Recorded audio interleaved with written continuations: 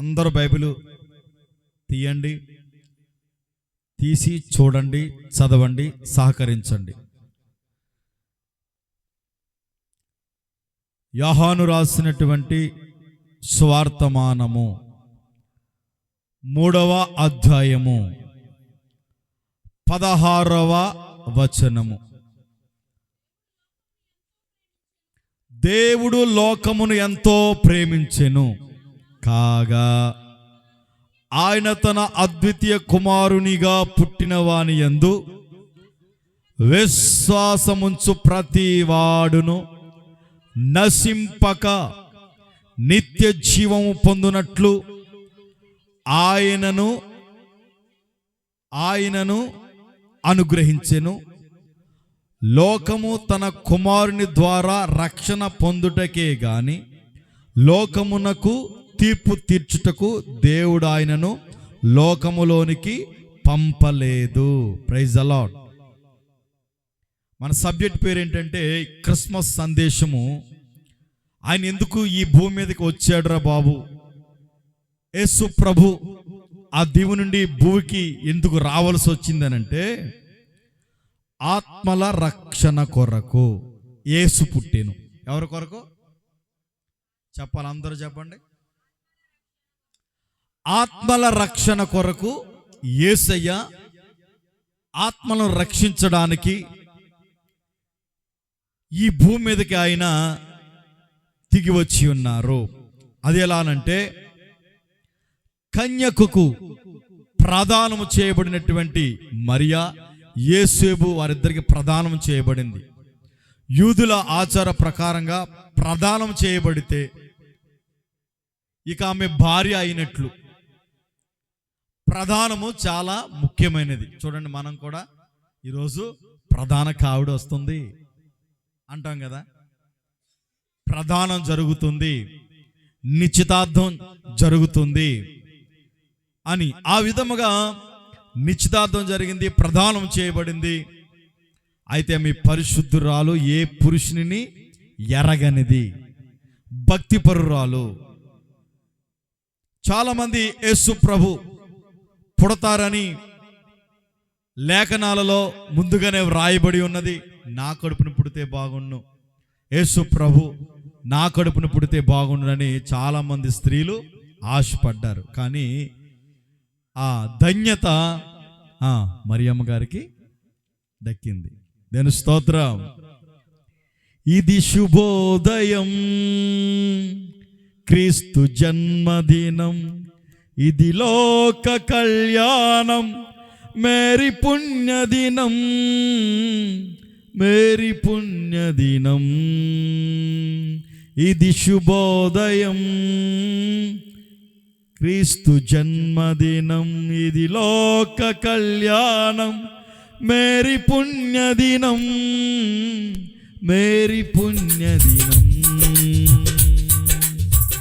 Mary పుణ్యదినం. Hallelujah. మేరీకి దక్కింది ధన్యత. Praise the lord. ఆ విధంగా యేసు ప్రభు కన్యకకు ఆయన జన్మించాడు. ఎందుకురా బాబు జన్మించాడు అనంటే నశించిపోయిన దాని వెదకి రక్షించడానికి, మరణము నుండి జీవములోనికి నడిపించడానికి ఆయన ఈ భూమి మీదకి దిగి వచ్చాడు. దేవుని స్తోత్రం. చెప్పండి హల్లెలూయా అని. అందుకనే దీనికి టైటిల్ పెట్టాను, ఏమనంటే ఆత్మల రక్షణ కొరకు. Praise the lord. అంటే ప్రతి ఆత్మ నశించిపోకుండా ఉండాలని, ఏ ఒక్కరు నరకము పాలు కాకూడదని, అగ్నిగుండానికి ఆహుతి కాకూడదని యేసు ప్రభు ఈ భూమి మీదకి కన్య అయిన మరియా గర్భము ద్వారా ఈ భూమి మీదకి దిగి వచ్చారు ఆయన. అందుకని ఈ వాక్యం రాయబడి ఉంది, దేవుడు లోకమును ఎంతో ప్రేమించెను. ఎలా ప్రేమించాడంట? ఇక దానికి అవధులు లేవు. ఎంతో ప్రేమించెను.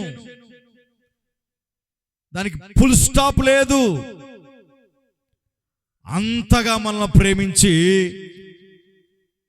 ఎంతో ప్రేమించెను కాగా తన అద్వితీయ కుమారునిగా పుట్టిన వాని యందు విశ్వాసముంచు ప్రతి వాడును నశింపక నిత్య జీవం పొందునట్లు. ఎలా అంట? ఎవరి యందు?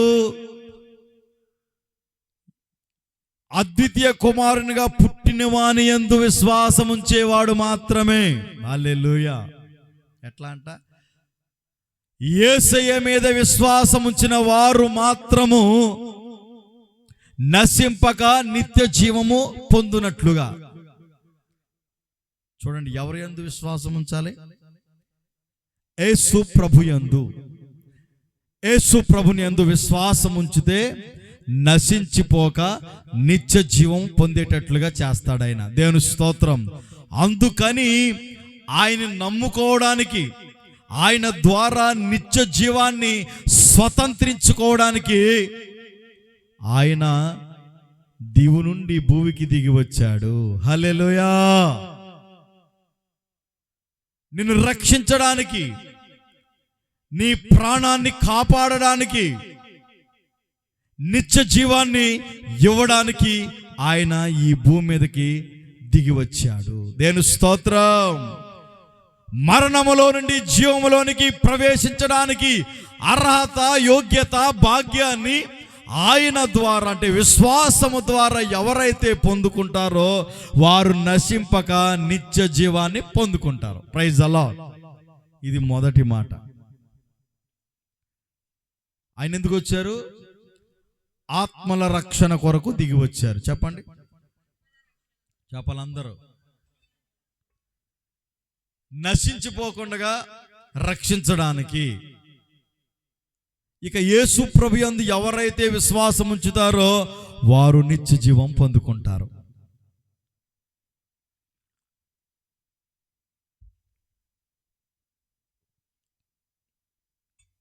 ఇది మొదటి మాట. దీనికి అనుసంధానముగా 1వ యోహాను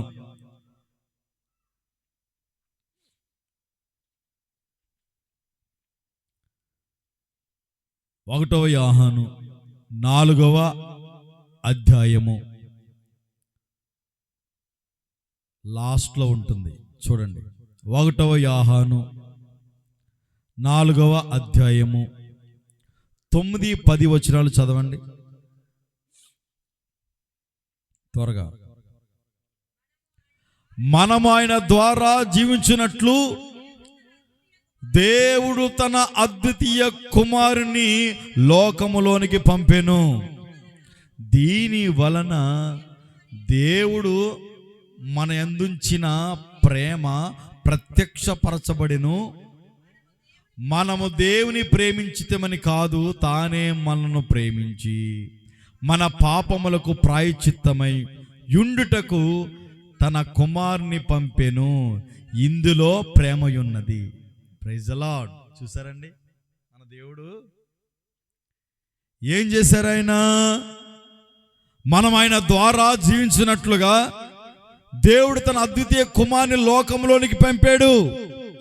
దీని వలన దేవుడు మన యందు ఉంచిన ప్రేమ ప్రత్యక్షపరచబడుతుంది. మనము దేవుని ప్రేమించితమని కాదు, ఆయనే మనల్ని ప్రేమించాడు. దేవుని స్తోత్రం. మీకు అర్థమైందా?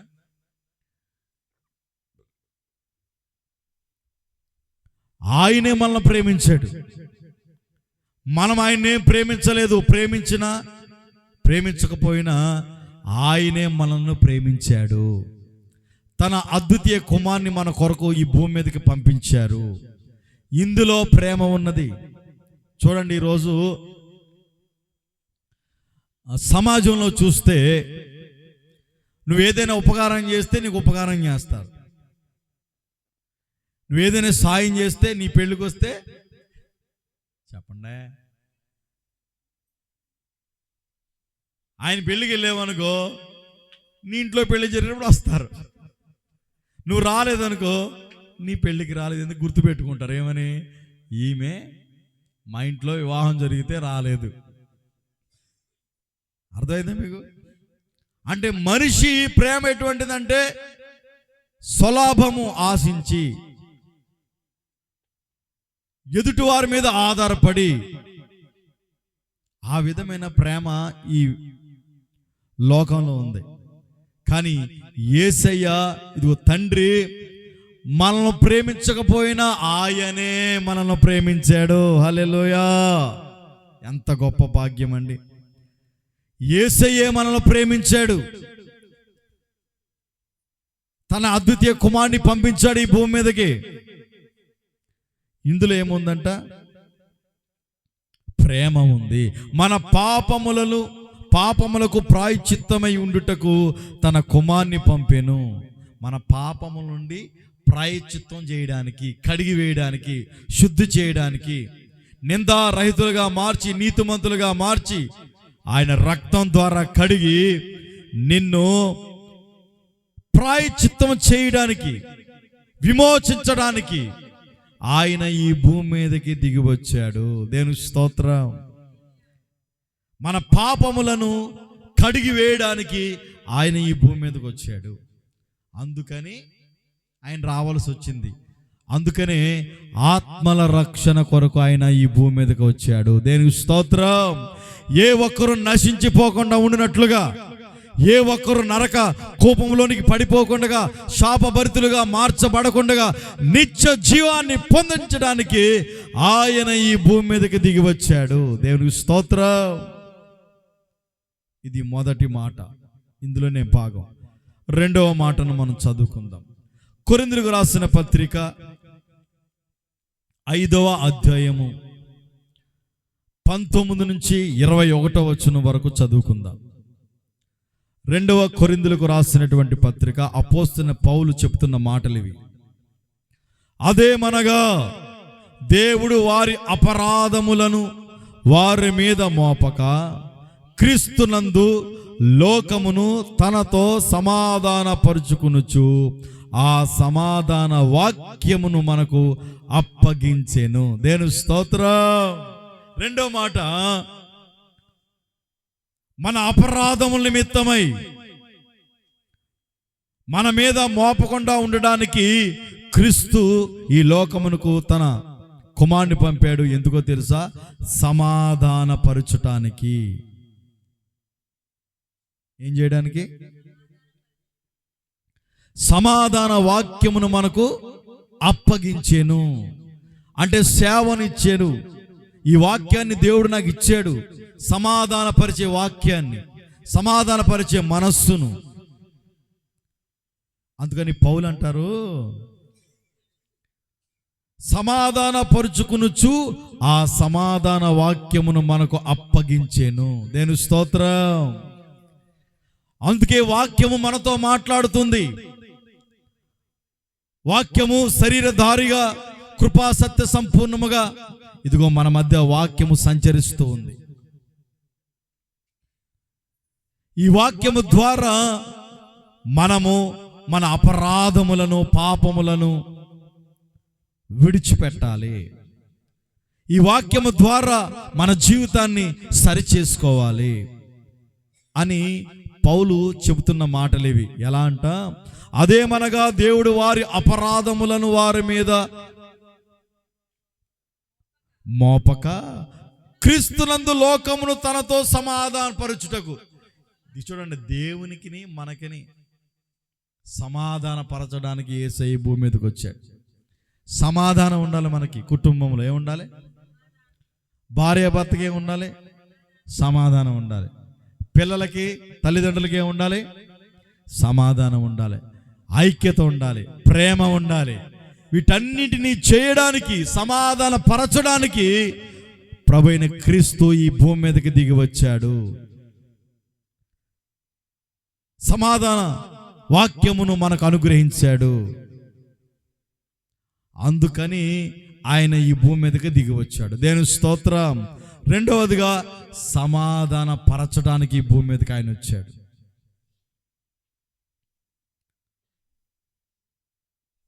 మన జీవితంలో సమాధానం లేకపోతే ఎన్నున్నా వేస్టే కదా. అందుకని యేసు ప్రభుని సొంత రక్షకునిగా నువ్వు అంగీకరించావనుకో, యేసు ప్రభుని సొంత రక్షకునిగా నువ్వు అంగీకరిస్తే నీకు సమాధానం వస్తుంది. Praise the lord. ఎందుకురా కుటుంబాల్లో సమాధానం లేదంటే, యేసు ప్రభు నీ హృదయంలో ఇంకా జన్మించలేదు. యేసు ప్రభు నీ హృదయంలో లేడు. ఆయన నువ్వు ఆహ్వానించట్లేదు. భక్తి చేస్తున్నావు కానీ నీ హృదయంలోనికి ఆహ్వానించట్లేదు. సంవత్సరాలు గడిచిపోతున్నాయి కానీ నీ జీవితంలోనికి యేసు ప్రభుని ఆహ్వానించట్లేదు. ఆయన ఆహ్వానిస్తే నీ హృదయంలో పెట్టుకుంటే నీకు గొప్ప సమాధానం కలుగు చేస్తాడు ఆయన. దేవుని స్తోత్రం. నా దేవుడు మీ అందరికీ సమాధానము కలుగు చేయునుగాక, కుటుంబంలో సమాధానము కలుగు చేయునుగాక, ఆరోగ్యము కలుగు చేయునుగాక, నెమ్మది కలుగు చేయునుగాక. ఆమేన్. సమాధానం ఉండాలి. చూడండి, ఒక్కొక్కరి కుటుంబంలో ఒక్కొక్కరి ద్వారా సమాధానం ఉండదు. ఏముండదు?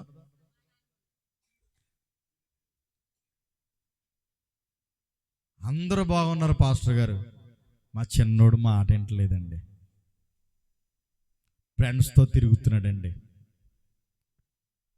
ఉద్యోగం మానేసాడండి, మందు తాగుతున్నాడండి, గుట్కాలు తింటున్నాడండి. అంటే పాస్టర్ గారు కొంచెం మీరు ప్రార్థన చేయండి, వాడు ద్వారా మా కుటుంబంలో సమాధానం లేదు బాబు, ప్రార్థన చేయండి బాబు అని ఒక తల్లి ఏడుస్తూ ఉంది. ప్రార్థించమని ఒక సేవకుడిని అడుగుతూ ఉంది. చూడండి, ఆ కుటుంబం అన్నీ ఉన్నాయి. ఏమున్నాయి చెప్పండి? సమృద్ధి ఉంది, అన్నీ బాగున్నాయి. ఆ ఒక్క కుమారుడు ద్వారా ఏమి లేదు, కుటుంబంలో సమాధానం లేదు. చూడండి, కుటుంబంలో ఒకరి ద్వారా సమాధానం ఉండదు.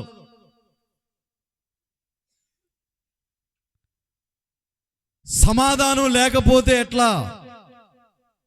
సమాధాన పరచడానికి వచ్చాడైనా సమాధాన పరిచే వాక్యాన్ని అప్పచెప్పాడు మనకు ఆయన.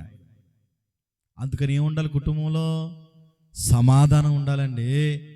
చూడండి, ఒక్కొక్కరి వల్ల సమాధానం ఉండదు, అల్లరైపోతుంది ఇల్లంతా. ఆ తల్లి అంటుంది, బాబు ప్రార్థన చేయండి, మాట వింటలేదండి, ఉద్యోగం చేసేవాడు మానేసాడండి, ప్రార్థన చేయండి. ఒక్క వ్యక్తి ద్వారా సమాధానం కోల్పోతుంది ఆ కుటుంబం, ఆనందాన్ని కోల్పోతుంది. వాళ్ళందరూ చక్కగా వేడివేడిగా అన్నం పెట్టుకుని భోజనం డయానికి మరి ఆ చిన్నోళ్ళు లేకపోతే ఎట్లా అండి? ఆ తల్లికి మనసు ఒప్పుతుందండి? మనసు ఒప్పుతుందా? తల్లి ప్రేమ చాలా గొప్పదే. దేవుని స్తోత్రం. ఇది మంచి తల్లుల కోసం ఉండవు, చెడ్డ తల్లులు ఉంటారు. ఆడా వెళ్ళిపోయాడా, ఓన్లీ ఉన్నదంతా మనమే. Praise the lord. ఉన్నారు. చూడండి, నిన్న చెప్తాను, ఇన్సూరెన్స్ చేయించండి. భర్త ఓ 10 లక్షలు ఎంతోను భర్తను చంపేసింది ఇన్సూరెన్స్ కోసం. లేరంటారేంటి? ఉండరా? అందుకని బైబిల్లో రాయబడి ఉంది, ఒక తల్లి వానిని ఆదరించినట్లు నేను ఆదరిస్తాను, వారైనా మరిచిపోదురేమో కానీ నేను మరిచిపోను. హల్లెలూయా. లేరా తల్లిలో, భార్యలో వేసింది, వేసేసి లబోదు ఇబోది అని అంటుంది. Action number 1 action. అయ్యో వెళ్ళిపోయావా నా దేవుడు, నా దేవుడా అంటుంది. ఎందుకు వేసేసింది? మరి ఇన్సూరెన్స్ చేయించని చెప్పాడు, చెప్తే చస్తే 10 లక్షలు వస్తుంది. ఆ 10 లక్షల కోసం ఏం చేసింది? భర్తను చంపేసి యూట్యూబ్లో పెడతాను, మీకు లింకు చూడండి ఎలా ఉందో యాక్షన్. అయ్యి బాబోయ్, మామూలు యాక్షన్ కాదు, మామూలు యాక్షన్ కాదు, గొంతులేసేస్తుంది యాక్షన్. మరి లేరా? Praise the lord. పోయాడాడు, దరిద్రం పోయింది, ఉన్నదంతా శుభ్రంగా తినడమే. ఏ తల్లికి ఏ తండ్రి కుటుంబంలో ఒక్క వ్యక్తి అన్యుడిగా ఉంటే, దేవుని ఎరగకుండా ఉంటే, తప్పు మార్గంలో నడిపించబడితే ఆ కుటుంబంలో సమాధానం ఉండదండి. ఇదిగో అటువంటి కుటుంబాలకు, అటువంటి వ్యక్తులకు వారందరినీ కృపావాక్యము ద్వారా సమాధాన పరచడానికి ఈ భూమి మీదకి యేసయ్య దిగి వచ్చాడు. హల్లెలూయా. ఎలా సమాధానం? వాక్యము ద్వారా సమాధానం, దేవుని మాట ద్వారా సమాధానం. ఎందుకు నీ కుటుంబంలో సమాధానం లేదు? వాక్యం లేదు నీలో. ఉదయాన్నే లేచి వాక్యాన్ని చదవు, ఉదయాన్నే లేచి ప్రార్థన చేసుకో, కృపావాక్యాన్ని అంగీకరించవు. మరి నీ కుటుంబంలో సమాధానం ఎలా వస్తుంది? ఎలా వస్తుంది? ఇదిగో ఈ వాక్యమే మనల్ని సమాధానపరుస్తుంది. హల్లెలూయా. యేసయ్య మనల్ని సమాధానపరుస్తాడు. హల్లెలూయా. సమాధానపరచడానికి భూమి మీదకి ఆయన వచ్చాడు. ఎందుకో తెలుసా? ఏ ఒక్కరు నశించిపోకూడదని. ఒక తల్లి అట్లా ఉంటే మరి తండ్రి తన అద్వితీయ కుమారుని భూమి మీదకి పంపించాడు.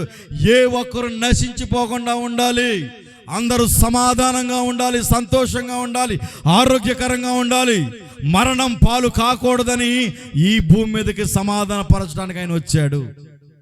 ఇది రెండో మాట. మూడో మాట చదువుకుందాం.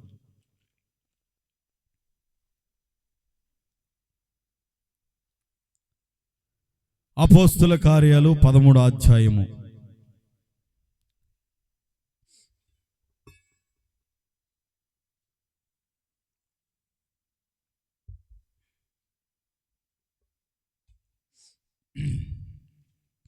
అపోస్తుల కార్యాలు 13వ అధ్యాయము 23వ వచనము.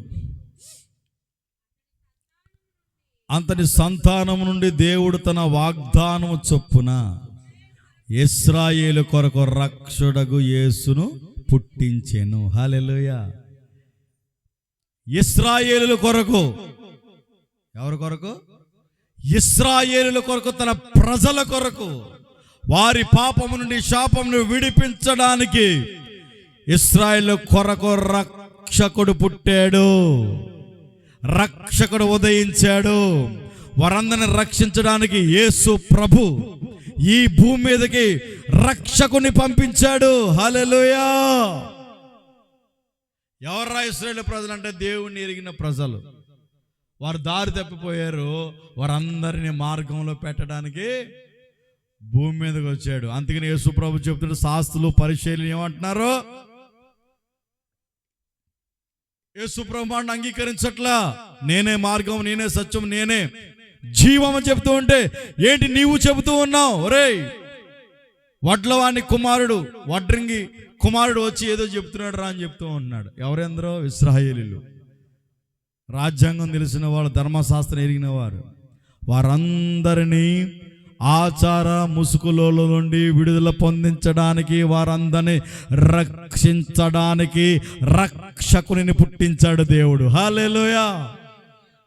రక్షకుడు దయించినాడు మన కొరకు, పరమ రక్షకుడు దయించినాడు.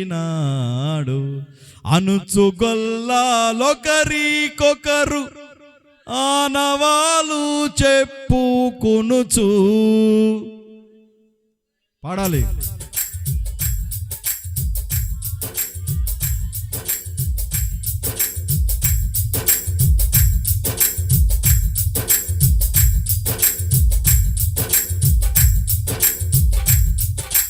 తెలిపినాడు రక్షకుడు దయించి నాడట మన కొరకు, పరమా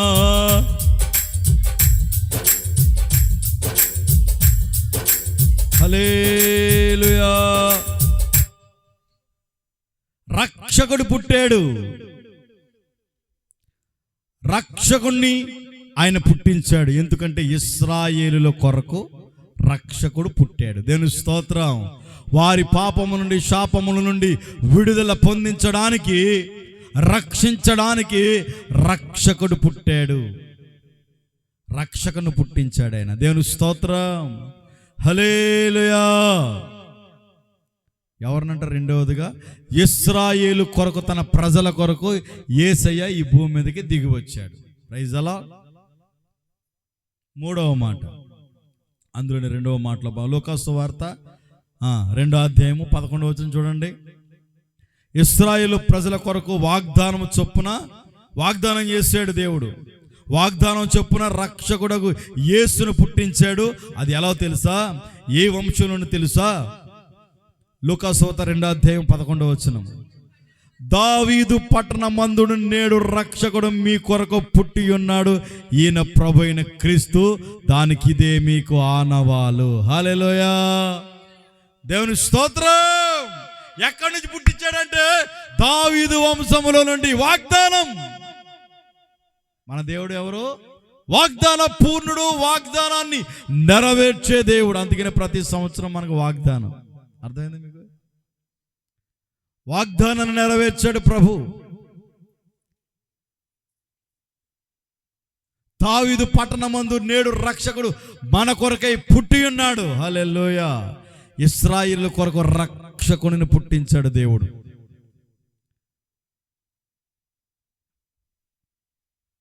యోధా గోత్రములో నుండి, దావీదు వంశావళిలో నుండి. గోత్రాలు ఎక్కడి నుంచి వచ్చినాయి? మన దేవుడి నుంచి వచ్చిన. మన దేవుడు ఎవరు? యోధా గోత్రం. హల్లెలూయా. మన దేవుడికి అన్నీ ఉన్నాయి. Praise the lord.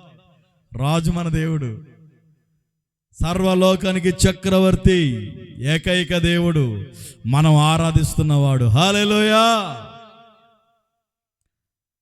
ఈయన ప్రభువైన క్రీస్తు. అందుకనే దీనికి ఇదే మీ కానవాలు. ఒక శిశువు పొత్తుగుడ్డలతో చుట్టబడి సత్రంలో స్థలము లేనందున పశువుల పాకలో పరుండబెట్టెను. ఈ వాక్యాలను చదువుకుంటాం కదా. Praise the lord.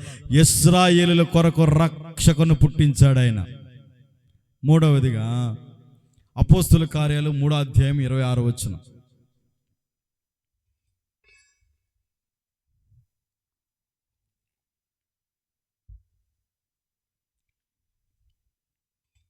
అపోస్తుల కార్యాలు 3వ అధ్యాయము 26వ వచనాన్ని చదువుకుందాం. దేవుడు తన సేవకుని పుట్టించి మీలో ప్రతి వానిని వాని దుష్టత్వము నుండి మళ్లించుట వలన మిమ్మల్ని ఆశీర్వదించుటకు ఆయనను మొదట మీ యొద్దకు పంపినని చెప్పాను. హల్లెలూయా. ఎందుకురా బాబు యేసు ప్రభు ఈ భూమి మీదకి దిగి వచ్చారు అని అంటే, దుష్టత్వము నుండి మళ్లించటానికి ఈ భూమి మీదకి ఆయన వచ్చాడు. ఎందుకు వచ్చారు తెలుసా? ప్రతి వాని దుష్టత్వమును. అంటే ఇంతకుముందు ప్రజలు ఏమన్నారు? దుష్టులై ఉన్నారు, అపవిత్రులై ఉన్నారు, దొంగలై ఉన్నారు, అబద్ధమాడేవారై ఉన్నారు, మోసపుచ్చువారై ఉన్నారు, అపవిత్రులుగా ఉన్నారు. వారందరినీ విడిపించడానికి, వారి దుష్టత్వము నుండి తొలగించడానికి ఆయన ఈ భూమి మీదకి వచ్చాడు. మరో విషయం ఏంటో తెలుసా? ఆశీర్వదించడానికి ఈ భూమి మీదకి ఆయన వచ్చాడు. దేవుని స్తోత్రం. హల్లెలూయా. ఆశీర్వదించడానికి వచ్చాడు ఈ భూమి మీదకి. ఒకరోజు ఇలాగే యేసు ప్రభు ఒక 3 రోజులు ఉపవాస ప్రార్థనలు పెట్టాడు అరణ్యంలో. ఆకలేస్తా ఉంది, ప్రార్థనలు ముగించబడ్డాయి. మరి ఆ ఉపవాస ప్రార్థనలో పాలు పంపులు పొందిన వారందరికీ కొంచెం శక్తి కావాలి కదా. అప్పటి వరకు వాక్యం ద్వారా బలపడ్డారు. ఆహారం లేదు, నీళ్లు ఏమీ లేవు, వాక్య ధ్యానంలోనే ఉండిపోయారు. ప్రార్థన ముగించిన తర్వాత యేసు ప్రభు వీళ్ళందరూ ఏదో విధంగా పంపించాలి, కొంచెం ఏదో పెట్టాలి నాయనా అని అనుకుని, బాబు వారి మీద మీ దగ్గర ఏదైనా ఆహారం ఉందా అని అంటే, మా దగ్గర లేరంటే, ఓ చిన్నోడికి వాళ్ళ అమ్మ ఏం చేసింది? రొట్లు చేపలు, 2 చేపలు, 5 రొట్లు, వీడి ఆకలి ఎత్తది, ఆకలి ఎక్కువ వీడికి అని చెప్పేసి ఏం చేసిందంటే మూట కట్టి పెట్టింది. అతను అబ్బాయి ఏమన్నాడంటే, అయ్యా నా దగ్గర 2 చేపలు 5 రొట్లు ఉన్నాయన్నాడు. ఓకే సరిపోతాయి, అందరు పంతులు కూర్చోబెట్టమని చెప్పి యేసు ప్రభు చెప్పిన తర్వాత ఆ 2 చేపలను 5 రొట్టెలను దేవునికి కృతజ్ఞతాస్తుతులు చెల్లించి ఆశీర్వదించి వడ్డించండి అన్నాడు. హల్లెలూయా. ఆశీర్వదించడానికి వచ్చాడు ఆయన, ఆశీర్వదించాడు. వారందరూ తిని తృప్తి పొందిరి అని బైబిల్లో రాయబడి ఉంది. ఇంకా మిగిలినవి ఇంకా 12 గంపలు ఎత్తారంట. దేవుని స్తోత్రం. ఆ విధంగా ఆశీర్వదించడానికి ఈ భూమి మీదకి వచ్చాడు ఆయన. Praise the lord. మనల్ని ఆశీర్వదించడానికి వచ్చాడు ఆయన. ఈ ఆశీర్వాదానికి నీవు అర్హుడిగా మార్చబడాలంటే, ఈ ఆశీర్వాదాన్ని నువ్వు స్వతంత్రించుకోవాలంటే ఆయన్ని సొంత రక్షకునిగా నీవు అంగీకరించాలి. మారు మనస్సు పొందాలి. ముంచుడ బాప్తిసం తీసుకోవాలి. ప్రభు మార్గంలో నడిపించబడాలి. అప్పుడు నిన్ను ఆశీర్వదిస్తాడు. Praise the lord. మొన్న క్రిస్మస్కి వెళితే ఒక వాక్యం చెప్పారు పాస్టర్ గారు. ఇక్కడే మన సిద్ధన్నలు వాళ్ళ దగ్గరికి వెళ్తే 2 అమ్మాయిల చర్చికి వెళ్ళారంట. ఎక్కడికి వెళ్ళారు? చర్చికి వెళ్తే తీర్మానం, ఒక లెటర్ ఉందంట వాళ్ళ దగ్గర, తీర్మానం చేసుకుంది. వాక్యం విన్న తర్వాత మీలో ఈ వాక్యం ద్వారా మారు మనసు పొందితే మీరు తీర్మానం చేసుకుని బాప్తీసాలకు సిద్ధపడమని. ఆ అమ్మాయి అంట, నేను రేపు బాప్తీసం తీసుకుంటానని చీటి మీద రాసుకుందంట. రాసుకుని వాళ్ళిద్దరూ కలిసి బస్సు ఎక్కి వెళ్తా ఉన్నారంట. ఈలోగా టిప్పర్ లారీ వచ్చి కొట్టిందంట. ఏం లారీ అక్క? టిప్పర్ లారీ అంటే లారీ, పెద్ద లారీ. దాన్ని చూస్తేనే భయం వేద్దా, పెద్దగా ఉంటుంది కదా లారీ. ఆ లారీ వచ్చి ఈ సహోదరిని యాక్సిడెంట్ అంటే గుద్దింది, అక్కడికక్కడిగా చనిపోయింది. సరే ఈమె ఎక్కడి నుంచి వచ్చింది ఏంటి అని వివరాలు తీసేటప్పటికి ఆ తీర్మానం లెటర్లో నేను రేపు బాప్తీసం తీసుకుంటానని చెప్పిందంట. ఏమండి, విన్నారు కదా వాక్యం, మీరు కూడా వచ్చారు కదా, అబద్ధం కాదు కదా ఇది, అవునా కదా? Praise the lord. ఈ సహోదరి బాప్తీసం తీసుకుందామని రేపు వాయిదా వేసింది. వాయిదా వేయటం ద్వారా ఏమైంది? చనిపోయింది, ప్రాణం పోయింది. ఎక్కడికి వెళ్తుంది ఆమె? వాక్యం అదే కదా చెప్పింది. బాప్తీసం తీసుకోకపోతే ఎక్కడికి వెళ్తారు? అది సమయం ఉండగానే ఏం చేయాలి? మనం ప్రభువుని నమ్ముకోవాలండి. అదే రక్షకునిగా అంగీకరించాలి. మా అబ్బాయి పెళ్ళి అయిన తర్వాత బాప్తీసం అండి, మా అమ్మాయి పెళ్ళి అయిన తర్వాత బాప్తీసం అండి. ఈలోగా ఏమైపోతాం మనకు తెలియదు. ఏ మనిషి ఎప్పుడు ఏమైపోతాడో తెలియని పరిస్థితి, మరణం ఎప్పుడు వస్తుంది ఎవరికి తెలియదండి.